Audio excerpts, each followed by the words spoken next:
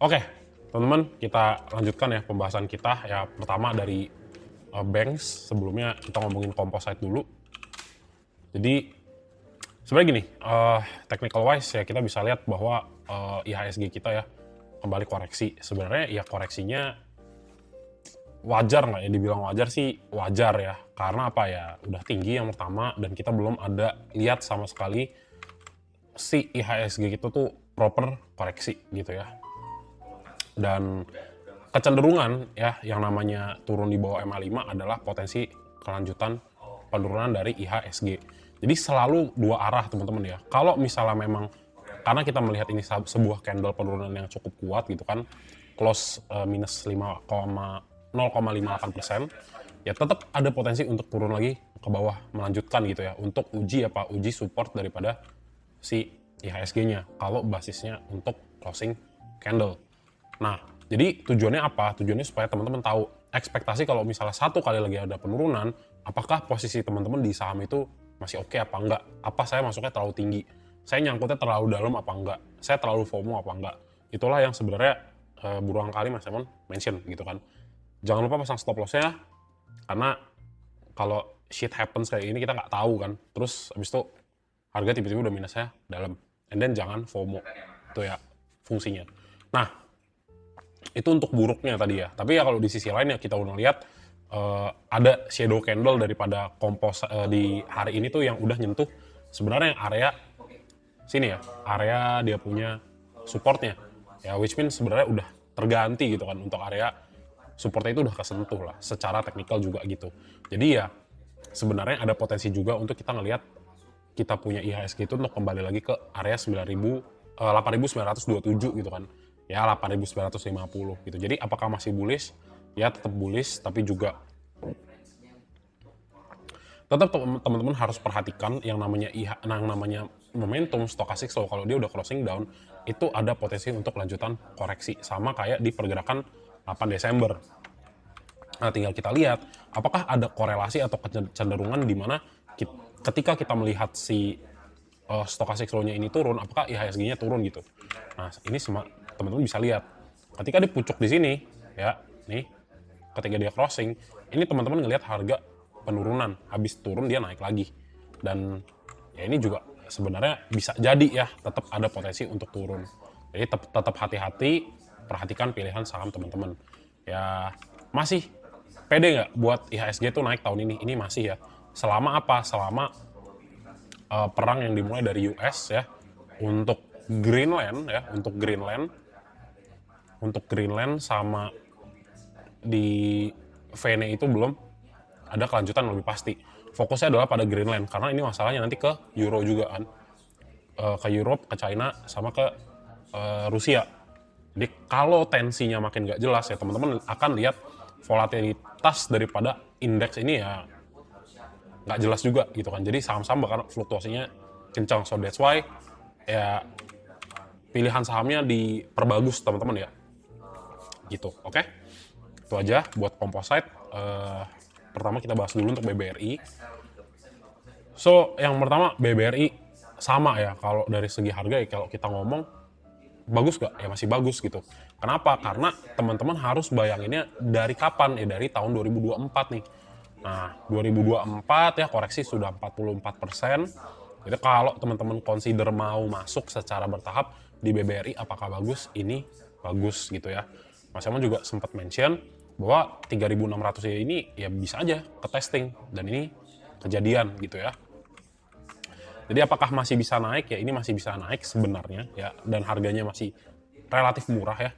Jadi teman-teman ingatnya saham bagus kayak BBRI ya itu dari 2 tahun kemarin ya, dari tahun kemarin dari 2024 Oktober itu masih teman-teman lihat banyak investor yang nyangkut di pucuk gitu. Jadi ya teman-teman dikasih harga murah, manfaatkan ini bukan buat ajang all in tapi buat ajang teman-teman nabung di saham-saham yang bagus gitu. Punya proporsi di saham yang secara fundamental bagus ya.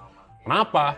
Ya perbankan backbone-nya Indonesia punya ekonomi gitu. Jadi ya banyak yang plototin yang pertama, jadi apapun yang mereka lakukan itu akan selalu dimonitor gitu kan.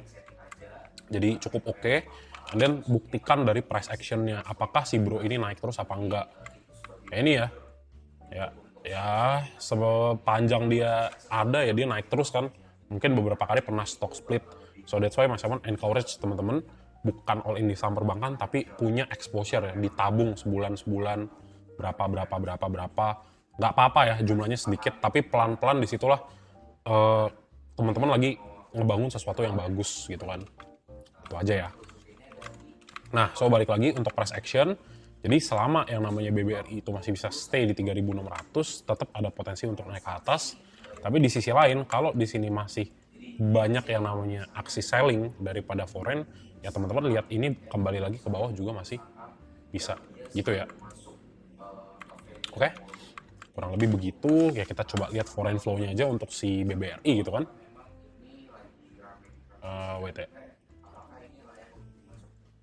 Oke, so untuk si BBRI ya, kita lihat udah mulai ada inflow yang masuk gitu kan.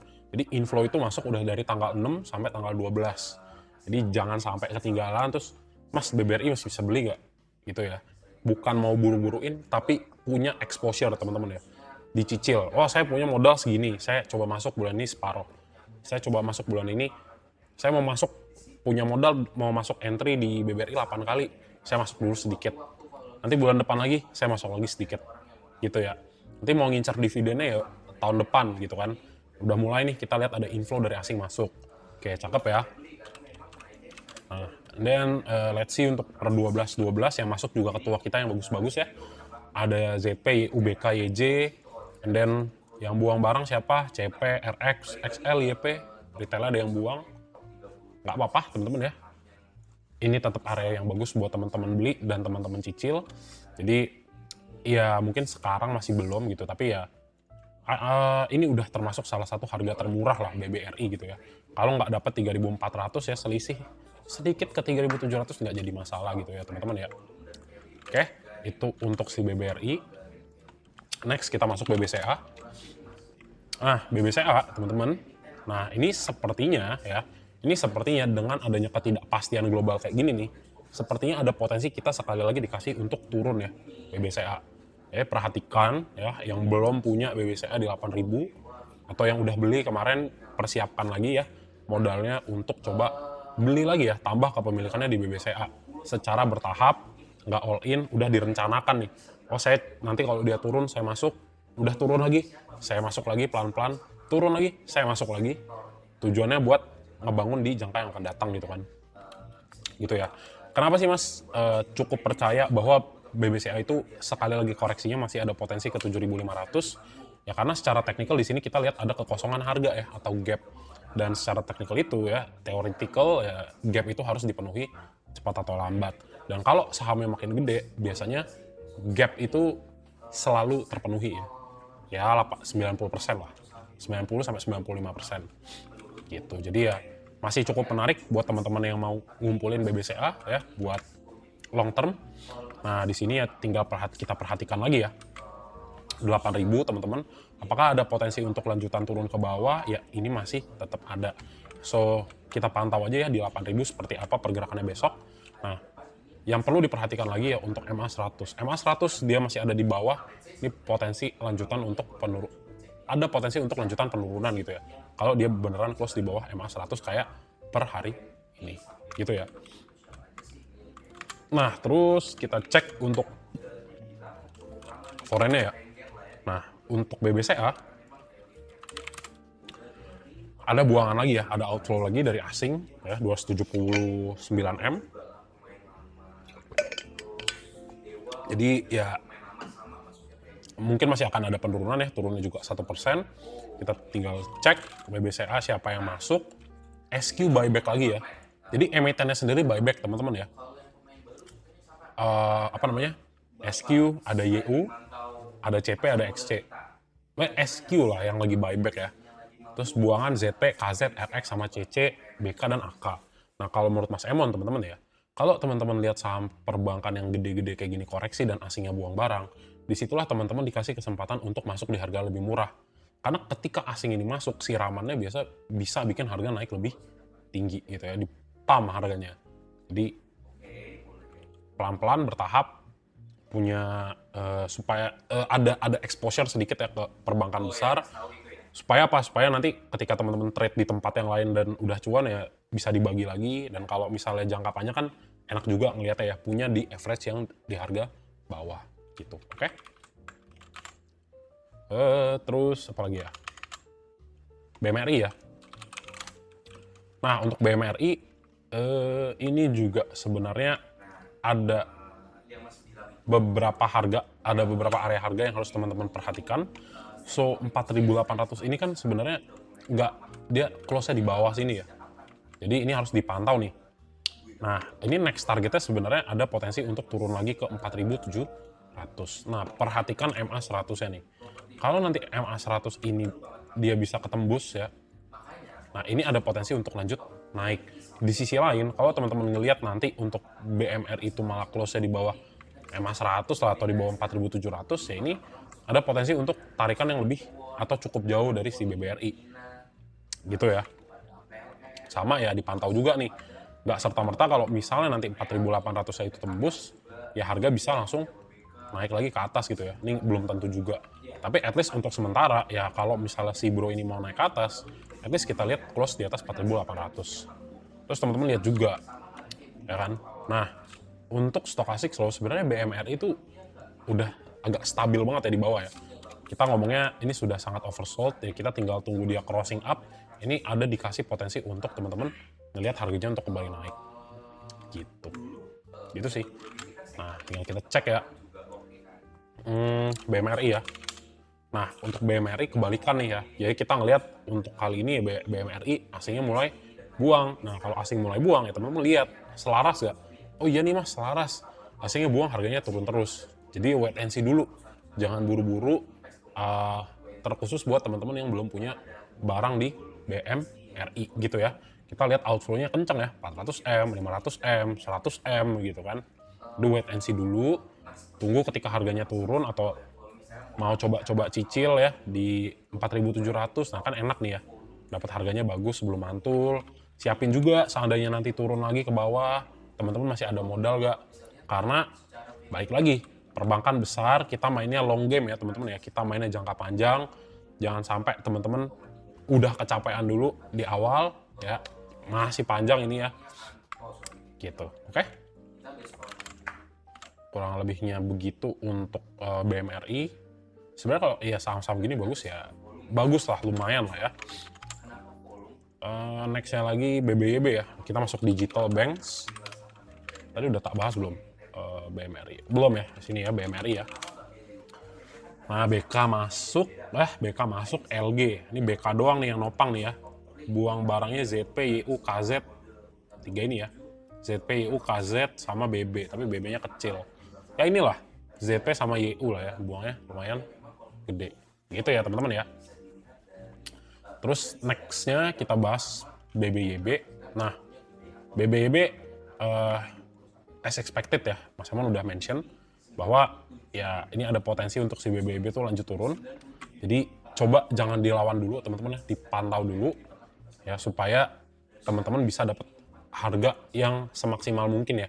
Ibaratnya harga diskon terbaik gitu kan. Nah, ini trennya masih dalam fase penurunan nih. Ini jangan kita lawan. Tahu dari mana mas turun? Ya lihat aja nih. Lihat structure yang terbentuk dari si BBYB ya. Nggak dilihat nih. Naik ya. Dia create higher low, dia create higher high di sini. Tapi di sini harusnya tuh dia di sini harus jadi higher high baru atau let's say ini jadi higher low gitu kan. Sebelum dia lanjut lagi naik. Tapi di sini dia jadi lower. Di sini dia jadi lower high nih. Dia nggak mampu klaim lagi untuk area higher high-nya. Jadi di sini kita lihat ada potensi untuk penurunan secara tren. Ada potensi gitu ya. Meskipun kita nggak bisa langsung, wah ini pasti turun. Nggak. Tapi indikasinya udah mulai kelihatan. Tinggal dilihat, oh iya nih ternyata ini pattern apa yang tahu. Head and shoulders formation gitu kan. Jadi potensi dia untuk turun tinggi. Nah, balik lagi. Yang harus teman-teman perhatikan ya. Mas Eman nggak mau ngomong langsung, wah ini akan jebol ke bawah. Nggak. Tapi yang harus teman-teman perhatikan ada area yang harus dilewati dulu untuk mengkonfirmasi bahwa yang namanya BBB ini akan kembali turun lebih dalam. Di mana areanya? Perhatikan 462. Kalau 462 ini tembus lagi lanjut, Ya, maka kan teman-teman lihat potensi kelanjutan penurunan BBIB yang lebih dalam. Mas, tapi kan itu ada tuh ya, yang KBMI, yang Bank Indonesia mengharuskan dia injek dana gitu kan. Ya mungkin play-nya belum sekarang gitu ya.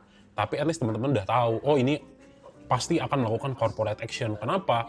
Karena ada kebutuhan dan ada kepentingan dari pemerintah Indonesia untuk mewajibkan ya bank KBMI yang under 6T ya, modal intinya untuk menaikkan mereka punya modal inti. Caranya gimana ya? Either itu corporate action or dia cari private placement, ya kan? Atau right issue, gitu kan? Tadi udah dibilang ya. Ya kurang lebih gitulah. Jadi ini dulu yang harus teman-teman perhatikan, wait and see dulu ya. Karena market juga tadi agak sedikit jebol, jangan sampai sangkut. Kalau teman-teman udah kecepatan masuk, saran Mas Emon coba pantau 3-5% dari total loss teman-teman, ini harus buang dulu posisinya gitu ya. Mas aku grogi nih 3% kayaknya potensinya nyangkut, ya udah buang dulu aja. Gitu. Kenapa? Karena ya 3% masih gampang untuk dicari gitu ya. Relatif lebih mudah dibandingkan kalau teman-teman udah lossnya 10% nih gitu ya. Mikir aja udah kayak aduh ini kayaknya sulit nih gitu ya. Jadi selagi dia minusnya masih kecil, kalau merasa wah saya masuknya di pucuk, silahkan di close dulu posisinya, dikurangin dulu atau di cut loss dulu semuanya gitu ya. Supaya apa nanti kalau misalnya harganya turun di bawah, misalnya nih ya BBB teman-teman masuk di 1486, aduh mas kayaknya saya masuknya kecepatan nih, ya udah consider aja buat langsung oke nih saya close dulu posisiku. Nanti apa, nanti kalau ngelihat BBB oh ada MA 100 nih, ada potensi buat kena, ya belinya di MA 100. Jadi ya teman-teman dapat harga di posisi yang lebih baik dibandingkan teman-teman sangkut dan nunggu lagi dia sampai naik. Kenapa? Ya karena kalau nunggu momentum hilang satu. Terus yang kedua apa? Udah momentum hilang, duitnya nyangkut ya. Terus ya tergantung kalau masuknya kegedean sizingnya itu bisa ngeganggu kan. Tapi kalau at least teman-teman udah tahu kayak maksimal resiko saya 3% and then cut masuk tempat lain. Ya at least kalau teman-teman masih nunggu BBYB belum dikasih kesempatan kan bisa switching ke saham lain, itu tujuannya ya gitu. Nah and then ya kita cek aja lah ya untuk foreign flow-nya dia gimana. Seandainya si BBYB inflow masuk bagus ya berarti ada potensi dia untuk naik. Nah ini aku juga baru lihat ya kayak 8M masuk. Nah fokus kita adalah kita cek retailnya, ini retailnya pada buang barang apa enggak gitu kan. Kalau retailnya buang barang ya mungkin besok akan oke gitu kan. Ini kita lihat CC, IU, CP, AK, nggak ada retail ya. TF, FZ, buang barang siapa? DH, XL, Kang Guyur, LG, MG ya. YPXCO di sini lengkap nih retailnya. Apakah ada potensi besok untuk bounce back? Ya ini tetap ada ya. Jadi potensi untuk naik itu tetap ada teman-teman. Tapi selalu perhatikan jika harganya nggak sesuai dengan ekspektasi, apa exit plan daripada teman-teman. Saya siap nggak nih kalau harganya turun? Gitu ya. Nah kalau tadi ya kita ngelihat oke, flow-nya bagus nih, foreign-nya bagus nih, asingnya masuk dan akum gitu kan. Ini tinggal dilihat. Kalau misalnya kita ngelihat momentumnya ini masih turun, ya masih 50-50 gitu ya. Ada potensi untuk kelanjutan penurunan harga. Gitu. Jadi teman-teman harus pantau 462-nya. Seandainya turun, di sisi lain kalau misalnya besok yang namanya BBB bisa klaim lagi 486, ya ini tetap potensi untuk dia continue the trend masih berpeluang besar. Gitu ya.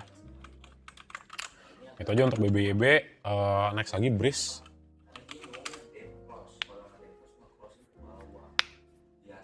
BRIS ya. Nah, untuk BRIS kalau dibilang bottom ya cukup lah ya, lumayan di sini. Tapi teman-teman lihat lagi ya di sini, seandainya nanti dia jebol ya di bawah 2150, ya lihatlah di sini ada another area support yang harus dia sentuh ya di harga 1835 gitu ya. Seandainya 2100-nya itu runtuh gitu ya di sini. Nah, di sini teman-teman juga ngelihat, oh Mas ini udah balik lagi nih. Ya, udah balik. Apakah ada potensi naik? Ya tetap ada. Jadi perlu 2 hari konfirmasi bahwa yang namanya BRIS itu bisa klaim lagi nih. Entah itu 2200 atau dia sideways di atas 2130 yang membuktikan bahwa saham ini kuat. Nah, sama jangan terlena juga teman-teman. Kenapa? Di sini juga pernah beberapa kali namanya sideways ya di area 2200. Tapi alhasil apa? Alhasil kita ngelihat yang namanya invalidasi.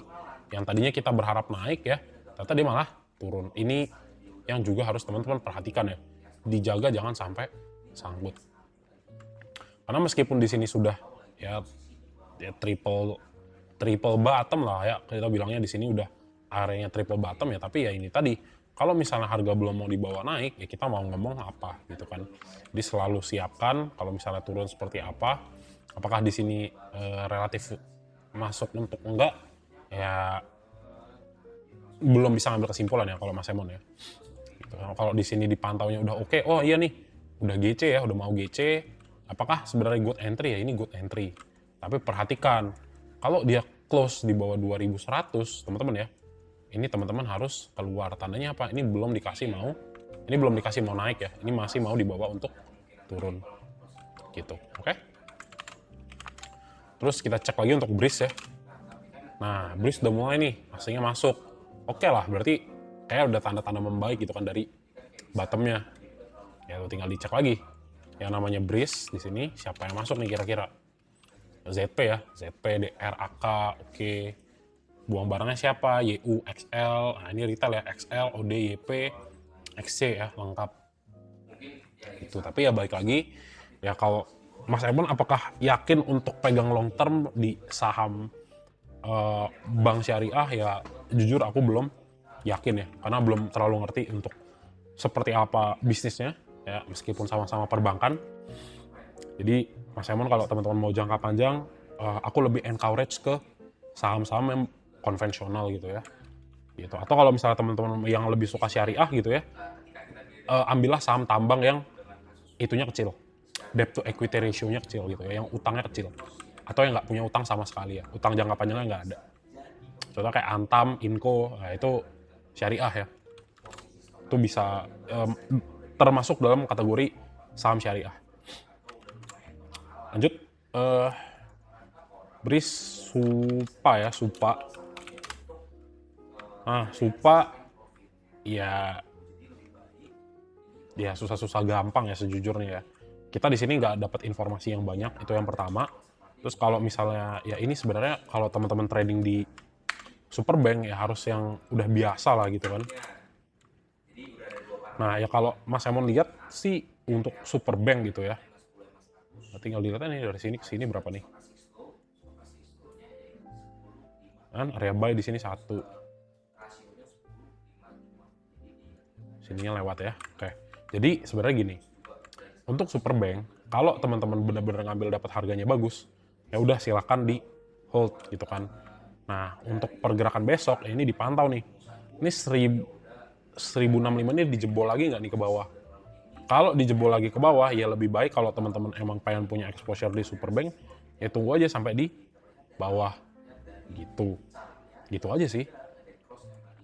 Sama ya kalau misalnya kenaikannya sevolatil ini dan nggak mau dibawa, berarti ya memang emitennya masih cari duit dari market gitu ya. Jadi ya tergantung lah. Kalau misalnya justru di sini jadi sumber teman-teman nyangkut, ya menurut Mas Emon nggak lebih baik nggak usah gitu kan. Ya lebih baik teman-teman beli ketika dia benar-benar harganya turun lah, at least ke 960. Tuh nih. Nah, nih sini ini kan kena dia closingnya di atas nih. Ya pantau lah. Kalau misalnya besok masih bisa naik ya, range-nya lah 1135, 1065 sampai 1135. Kalau at least dia closingnya di area sini ya, kalau teman-teman consider mau beli ya silahkan. Tapi tetap perhatikan nih, ini dia potensi ke 960 juga tetap masih ada. Ya tergantung lah, ini agak sulit dibaca ya untuk market makernya. Jadi kalau misalnya teman-teman masuknya dia agak tinggi ya udah nggak sulit tuh. Gitu, oke? Next ya Supa ya. Supa, oke, asingnya masuk lagi tapi harganya turun 7% ya. Cek ya, Supa. Yang beli itu YJ, YB, oke, YP, XC. AK masuk dikit. Mamang Guyur sama XL buang barang ya. Mamang Guyur, XL, YU buang barang. Ya oke lah, itu ya. Nah, jadi sebenarnya kalau ya ngomongin taktik, kalau misalnya mau beli Superbank itu adalah masuklah di harga ekor ya. Masuklah di harga ekor, contohnya gimana ya, kayak gini. Begitu dia, teman-teman belinya ketika dia drop gitu kan, karena kan volatilitasnya dimainin kan. Set, terus ditarik dulu, baru dibawa lagi naik. Nah belilah ketika dia memang udah koreksi.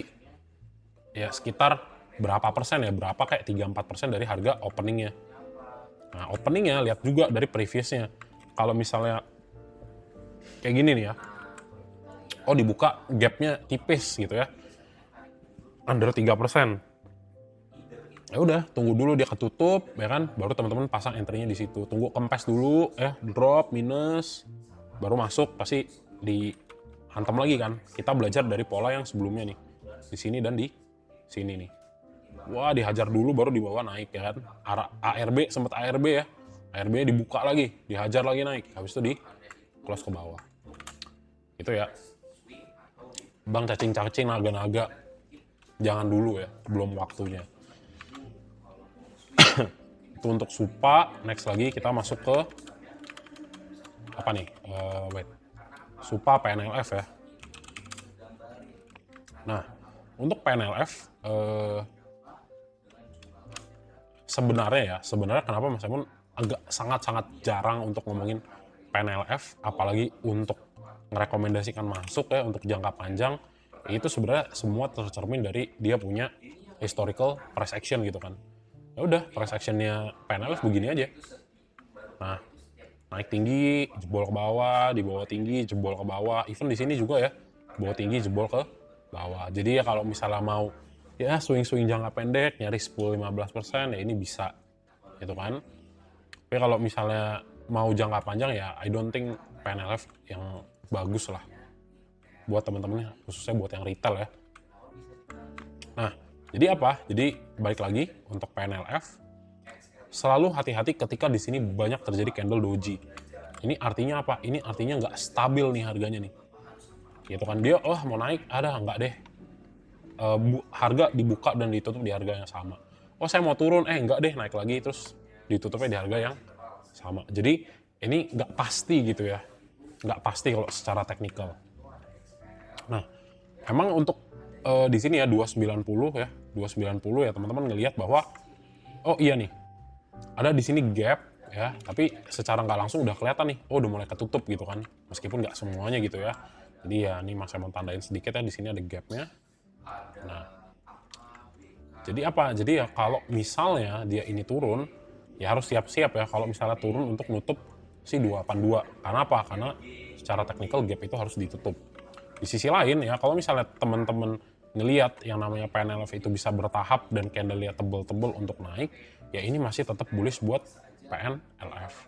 Di sisi lain, kalau misalnya masih terus ya doji-doji gini, ya ini harus dilihat, ini asingnya tebel nggak? Ya mungkin kalau asingnya tebel, ada nih katalis yang lumayan oke buat si yang namanya PNLF ini naik lebih tinggi. Gitu ya. Cek ya PNLF. Nah untuk PNLF oke lah, mulai menarik gitu kan, karena apa? Wah asingnya mulai masuk nih Mas Emon nih, mulai masuk nih, oke 0-0, buangannya gede, terus di sini tanggal 7 baru masuk lagi. Ya mungkin short term oke lah, tapi ya untuk dipegang dalam jangka waktu lama ya menurutku kurang ya. Jadi benar-benar perhatikan ya area 290, ini nggak boleh tembus. Kalau ini tembus ya sulit, berarti trennya ada potensi untuk reverse ya, justru ke bawah. Nah, kenapa ya? Karena kalau kita ngomongin tren ya, tren kenaikan gitu ya. Di sini dia itu udah bagus sebenarnya untuk create higher low. Jadi kita itu harus nunggu dianya ini naik nih. Ini beneran naik gak? Kalau ternyata malah nyungsep ke bawah ya harus teman-teman buang dulu. Itu untuk PNLF ya, sama dipantau lah. Kalau emang teman-teman kalau emang teman-teman ikutin story-nya PNLF ya silahkan. Tapi kalau menurutku aku agak kurang sih untuk PNLF gitu ya. Oke, untuk PNLF yang terakhir di sini, ini yang beli siapa nih? KK, CC, YP, oke lah. KK dan CC ya berarti ya. Buang barang siapa? DH, NI, ZP, AO, CP, XC, XL. Ya oke lah ya, retail udah pada sebelah kanan. Sebelah kirinya udah ada CC sama kakak ya. Ya potensi naik besok ada nggak? Ada, tapi ya perhatikan lagi ya. Kalau marketnya kobrak-abrik ya susah juga gitu ya. Terakhir ya, agro ya. Nah, salah agro. Nah untuk Bank Raya, juga sebenarnya kalau bank-bank digital agak gitu ya, agak sisiran ya pergerakan harganya. Tapi yang pasti teman-teman lihat aja 236 nih posisi sini ya. Ini selama ini nggak tembus ke bawah ya ada potensi untuk harga tetap naik ke atas gitu. Nah terus nextnya apa? Oh iya nih, kita lihat yang namanya agro itu berhasil merespon yang namanya MA100 di bawah nih. Ups, bentar ya. Nah di sini berhasil direspon nih. Jadi apakah ada potensi untuk naik? Ini tetap ada. Karena apa? Dia udah ngelewatin MA10 sama MA100. Tinggal MA10-nya nih besok nih. Bisa ke break gak? Kalau bisa ke break ya ini bagus banget. Ada potensi untuk lanjut naik ke atas. Nah di sisi lain ya teman-teman lihat juga nih, stochastic slow-nya ternyata turun. Jadi sebenarnya probability dia untuk ketarik ataupun sideways masih ada potensi. Gitu ya.